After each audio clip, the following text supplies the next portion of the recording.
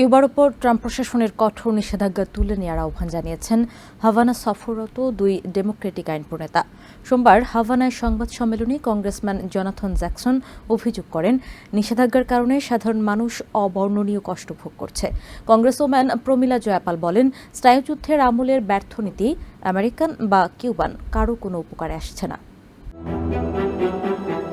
President Donald ট্রাম্পের কড়া অর্থনৈতিক নিষেধাজ্ঞার মুখে থাকা ল্যাটিন আমেরিকার দ্বীপরাষ্ট্র কিউবায় এবছর প্রথম কংগ্রেশনাল দল হিসেবে পা রাখলেন প্রমীলা জয়পাল এবং জোনাথন জ্যাকসন। গত কয়েকদিন এই ডেমোক্রেটিক আইন প্রণেতারা সরেজমিনে দেখেছেন নিষেধাজ্ঞার কবলে কিউবার জনজীবন কতটা বিপর্যস্ত। ডেমোক্রেটিক কংগ্রেসম্যান প্রমীলা জয়পাল এবং কংগ্রেসম্যান জোনাথন জ্যাকসন 5 দিনের সফরে কিউবার প্রেসিডেন্ট মিগুয়েল ডিয়েজ ক্যানেল এবং ঊর্ধ্বতন কর্মকর্তাদের সাথে বৈঠক করেন। হাভানার এক সংবাদ সম্মেলনে জোনাথন জ্যাকসন বলেন, আমেরিকার মাত্র 90 মাইল দূরে থেকেও সবচেয়ে বেশি নিষেধাজ্ঞার শিকার হয়েছে কিউবা।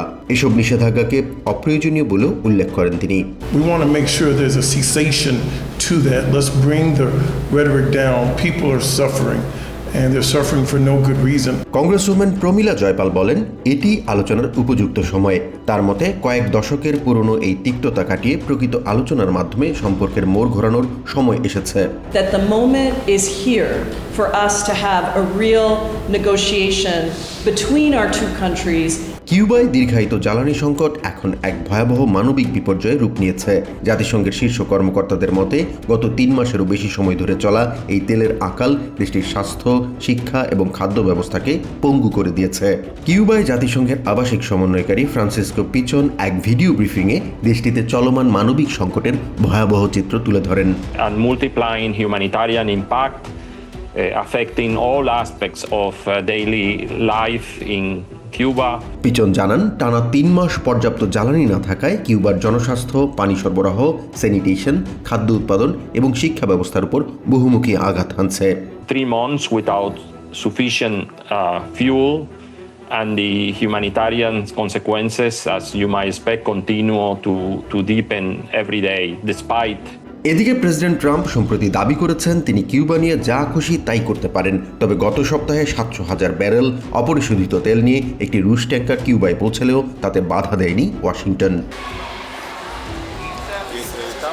এই চরম উত্তেজনার মাঝেও কিউবা সরকার বেশ কিছু সদিচ্ছার পরিচয় দিয়েছে। এরই মধ্যে প্রবাসী কিউবানদের দেশে বিনিয়োগের আহ্বান জানিয়েছে হাভানা।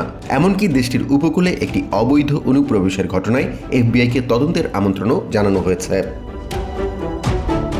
চলমান এ পরিস্থিতি সামাল দিতে জাতিসংঘ এখন সদস্য রাষ্ট্রগুলোর সঙ্গে আলোচনা চালিয়ে যাচ্ছে।